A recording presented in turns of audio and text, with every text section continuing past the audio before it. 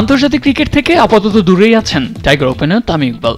তবে মাঠের পারফরম্যান্সে যে একেবারে মরিচা ধরেনি সেটাই আরেকবার প্রমাণ করলেন তিনি। বৃহস্পতিবার বিপিএল এর ম্যাচে প্রথম বাংলাদেশি হিসেবে টি-20তে ৮,০০০ রানের মাইলফলক স্পর্শ করেছেন তামিম।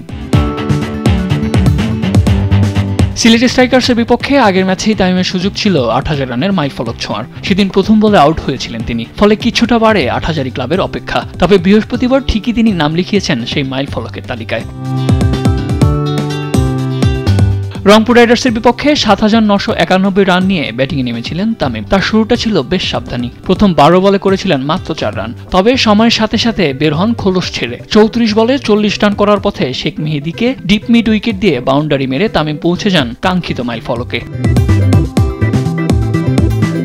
প্রায় ১৭ বছরের ক্যারিয়ারে টি-20তে ২৭২ ম্যাচে ২৭১ ইনিংসে ব্যাট করে ৮,০০০ রানের কীর্তি গড়েছেন তামিম। ইনিংসের হিসাবে যা অষ্টম দ্রুততম। ৩২.৯১ গড়ে তামিমের বর্তমান রান রেট ৮,০৩১ আর স্ট্রাইক রেট ১২১.২৭। এই ৮,০০০ রান করার পথে ৪ সেঞ্চুরির সাথে ৫২টি 50 করেছেন তামিম। এই সংস্করণে বাংলাদেশের আর কোনো ব্যাটারের ৪০টি 50ও নেই।